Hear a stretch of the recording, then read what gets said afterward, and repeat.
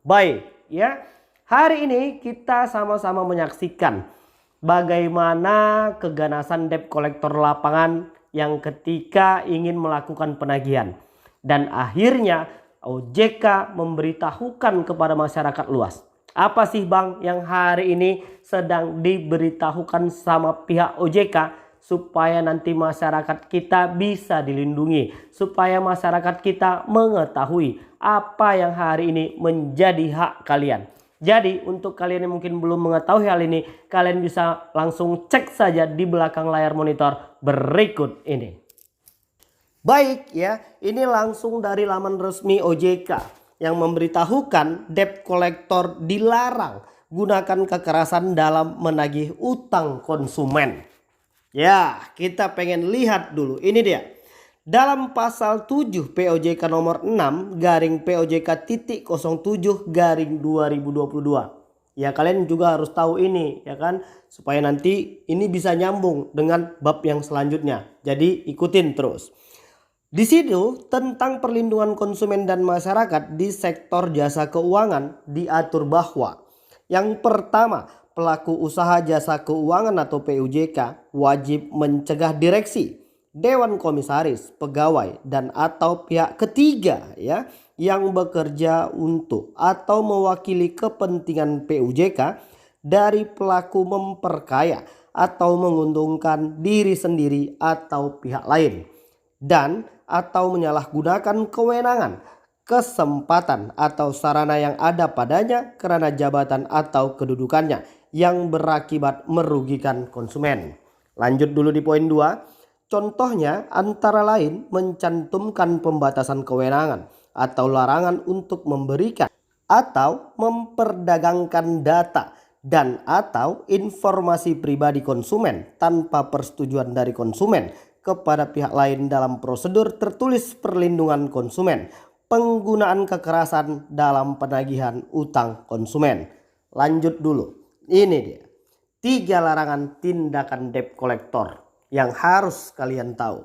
Yang pertama, dalam menjalankan proses penagihan, debt kolektor dilarang melakukan tindakan-tindakan yang berpotensi menimbulkan masalah hukum dan sosial, antara lain. Nah, ini yang paling sering, menggunakan cara ancaman. Ada yang udah menghadapi masalah seperti ini? Yuk langsung berikan laporannya kepada pihak OJK. Dan yang kedua, melakukan tindakan kekerasan yang bersifat mempermalukan. Kalau ini sering nih Bapak Ibu OJK, kita nggak usah sebut aplikasinya. Banyak kok ini debt kolektor lapangan yang bisa kalian langsung cek di video-video YouTube yang lainnya. Bahwasannya banyak debt kolektor lapangan itu yang mempermalukan dari debitur-debitur yang hari ini belum mampu melakukan pembayaran. Lanjut, dan yang ketiga, memberikan tekanan baik secara fisik maupun verbal. Ini juga sering, ya kan? Jika hal tersebut dilakukan, bagi debt kolektor dapat dikenakan sanksi hukum pidana. Sementara untuk pelaku usaha jasa keuangan yang menjalin kerjasama dengan debt kolektor tersebut dapat dikenakan sanksi oleh OJK berupa sanksi administratif antara lain peringatan tertulis, denda, pembatasan kegiatan usaha hingga pencabutan izin usaha. Nah, ini OJK yang bilang dan kita masih menunggu. Apakah OJK akan benar-benar serius mencabut izin usaha debt kolektor lapangan yang sudah melanggar ketentuan hukum? Kita lihat di episode yang selanjutnya. Dan yang terakhir, ini yang paling penting yang harus kalian ketahui supaya nanti kalian gak panik lagi ketika kalian berhadapan-hadapan sama yang namanya debt kolektor lapangan. Baik itu dari pihak leasing ataupun debt kolektor lapangan dari aplikasi-aplikasi pinjol. Jadi yang hari ini sedang bertanya-tanya apakah aplikasi A, B, C sampai Z ini sudah memiliki debt kolektor lapangan atau tidak, kalian gak usah ngurusin itu bukan urusan kalian. Urusan kalian itu ini. Apa yang harus kalian ketahui ketika kalian belum mampu melakukan pembayaran dan pihak aplikasi pinjol mengancam akan mendatangkan debt kolektor lapangan. Langsung saja cek, debt kolektor wajib membawa dokumen ini saat menagih. Dan kalian punya hak untuk mempertanyakan dokumen ini. Ini fungsinya apa? Supaya memang benar kelihatan bahwasannya petugas debt kolektor lapangan tersebut memang benar dari perusahaan yang hari ini kalian pinjam uangnya. dan supaya mencegah penipuan. Jadi nanti jangan ada yang ngaku-ngaku dari aplikasi A melakukan penagihan ke rumah lalu kalian membayar dan ternyata uang itu tidak disetorkan kepada pihak perusahaan. Jadi dokumen apa sih Bang yang harus kita tahu? Kita pengen cek dulu. Mengaju pada PUJK nomor 35 garing PUJK titik 05 garing 2018 tentang penyelenggaraan usaha perusahaan pembiayaan. Perusahaan pembiayaan diperbolehkan untuk bekerja sama dengan pihak ketiga dalam rangka penagihan. Yang dimaksud dengan penagihan adalah segala upaya yang dilakukan oleh perusahaan pembiayaan untuk memperoleh haknya atas kewajiban debitur untuk membayar angsuran, termasuk di dalamnya melakukan eksekusi agunan dalam hal debitur one prestasi. Ini untuk yang leasing.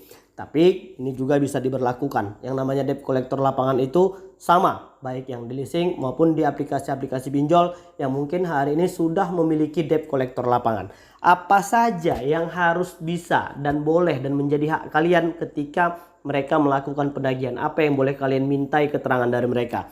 Ini dia. Dalam proses penagihan, pihak ketiga di bidang penagihan yang lebih dikenal dengan istilah debt collector diwajibkan membawa sejumlah dokumen. Yang pertama yang boleh kalian pertanyakan itu adalah kartu identitasnya. Ini langsung resmi dari laman OJK, Otoritas Jasa Keuangan Indonesia.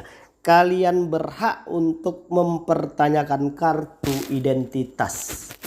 Dan yang kedua, kalian bisa dan boleh mempertanyakan sertifikat profesi di bidang penagihan dari lembaga sertifikasi profesi di bidang pembiayaan yang terdaftar di OJK.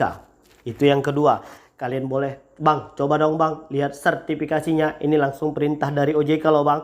Dan yang ketiga, kalian bisa melihat surat tugas dari perusahaan pembiayaan. Gua pengen ngasih tahu nih Bapak Ibu OJK yang terhormat, kemarin ada dari subscriber kita atau mungkin dari follower kita yang mengirimkan ya foto berupa surat pernyataan yang dibawa oleh debt collector lapangan dari sebuah aplikasi yang legal OJK.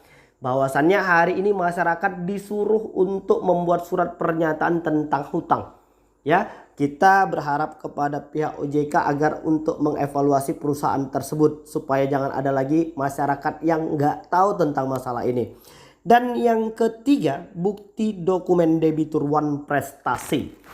Jadi ini kurang jelas juga sih bukti dokumen, apakah bisa sebagai bukti dokumen elektronik ataukah harus berbentuk fisik. Tapi yang jelas mereka harus membawa bukti dokumen debitur one prestasi.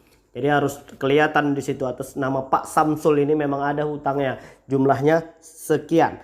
Dan yang terakhir itu adalah salinan sertifikat jaminan fidusia. Mungkin itu untuk yang barang kendaraan. Jadi udah jelas itu ada 5 yang menjadi hak kalian hari ini. Jadi nggak boleh sembarangan main tagih lalu main kasar.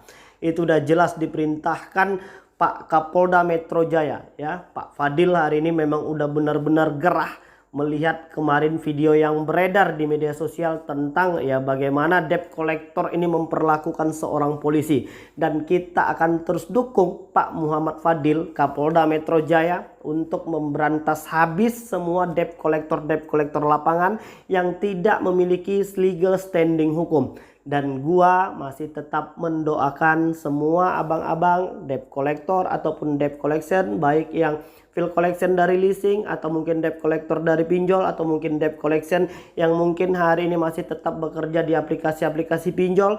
Gua pengen ngedoakan supaya kita semua sehat selalu dan diberikan pilihan pekerjaan yang lain, yang penghasilannya lebih banyak, yang gajinya lebih gede, dan yang jelas hari ini yang tidak bertentangan dengan hukum. Kalau seandainya nggak ada lagi yang mau jadi debt collector, debt collection, baik dari aplikasi pinjol atau leasing, mungkin hari ini riba tak akan tumbuh subur di Indonesia. Dan yang jelas, gua tetap memberikan dukungan kepada pihak kepolisian. Oke, baik. Jadi mungkin itu dulu informasi yang bisa aku sampaikan. Dan mudah-mudahan video ini bermanfaat untuk kita semua. Assalamualaikum warahmatullahi wabarakatuh.